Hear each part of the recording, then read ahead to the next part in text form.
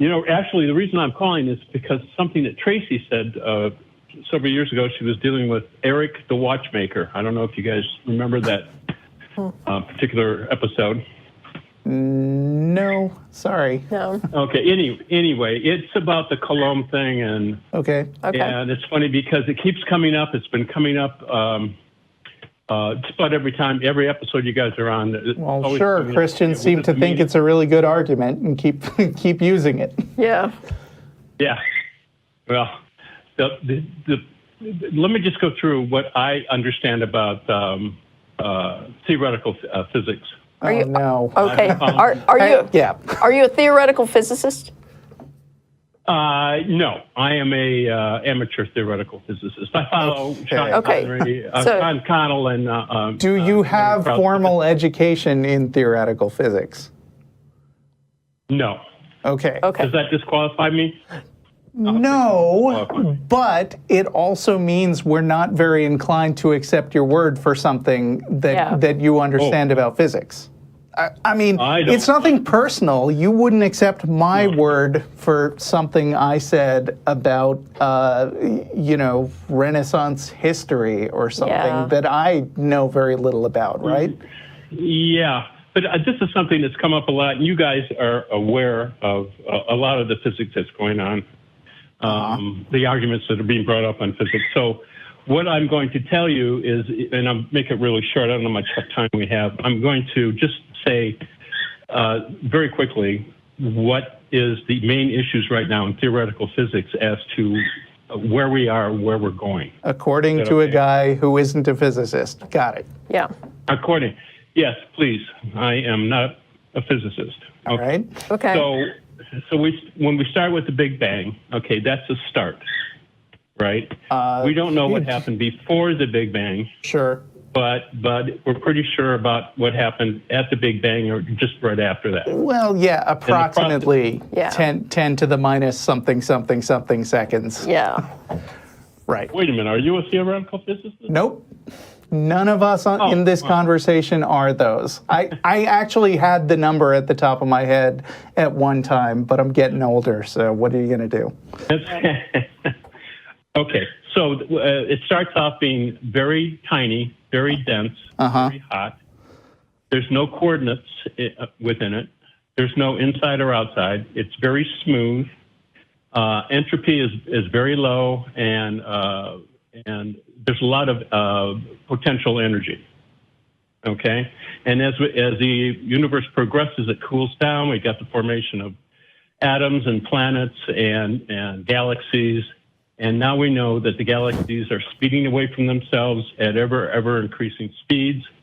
And so the projection into the future is that it's going to end very cold, very smooth, very non-dense, high entropy, and equilibrium. Okay, it's funny you should bring this up because I mentioned I just went to a talk by my friend Daniel, who is a physicist.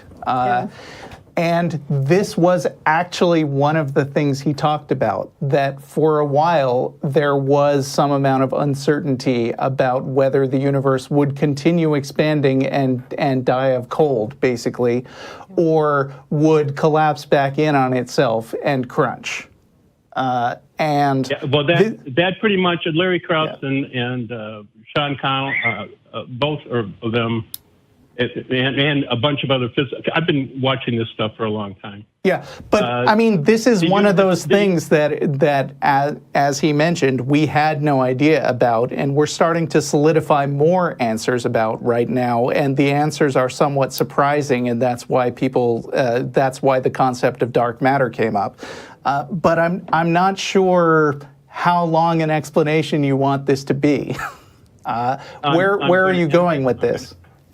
I'm going, because it's important to understand what, they use the term heat death, where the...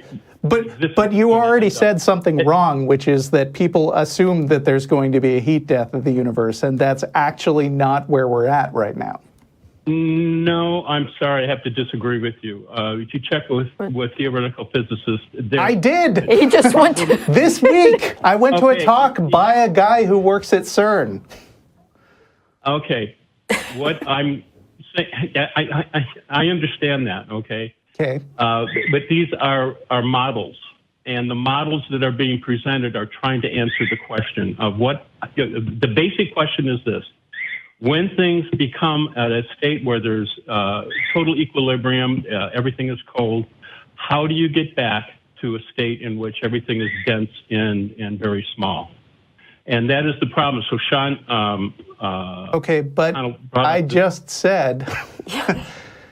What you're saying is one person's idea. There's a bunch of models out there, and because he said that, I can tell you that the vast majority of theoretical physicists are in a conundrum as to what happens when we have reached total entropy. I'm sorry, not only did we start off asking if you're a physicist, but you're now contradicting something that I heard actual physicists say. Okay, well, we can say that there's a question there, okay? Sure, we can, but then I don't want you to build an argument off of the assumption that you started with. The argument that I'm building is actually the majority of theoretical physicists' ideas. Okay. Yeah, I mean, I've listened to Larry Krauss, I've listened to Sean Connell. I mean, I've listened to my recent one is Frank Wilczek, which I would hope to get to at some point, but that's down the line a little bit. But the question is, how do you get back to a state in which there is no entropy, high energy, denseness, and smoothness? And this is a conundrum. Sean Connell came up with this idea. Can you skip to the answer? Back in the early... To the what? The answer. I mean, I'm assuming you're going to get to someplace. The answer is they don't know. Okay. That's the answer.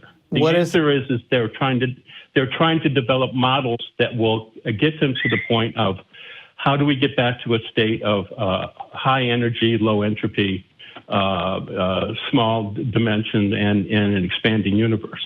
And Connell's original model was that yeah, but I meant get to the part where you talk about why you called, because you're giving a whole lot of preface and background, and I just want you to make your point because we've got like 18 minutes left in the show, and we're not going to spend it all on this call. Okay, all right. So the question is, if the universe does end in what's called heat death, in which nothing is happening, how do you get back to a point in which you're just asking the same question again? Yeah, you said this already. Yeah. Okay. So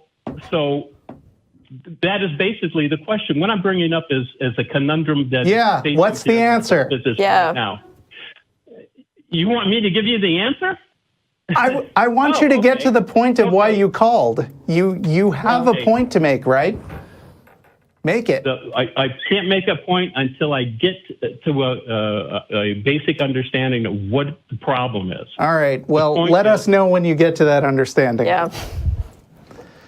Thank you. That's your problem. I was pretty much done with that guy when he said, no, I have no background in theoretical physics. I don't mind talking to somebody who doesn't know theoretical physics. See, I wouldn't mind, except it always goes down this path. Right. You know. Yeah, I mean, I don't mind having a discussion about the things we read, but then I don't need this person's conclusions based on his incomplete understanding of physics. Yeah. But some conclusion would have been nice. Yes. And it didn't look like we were anywhere close to that. Yeah.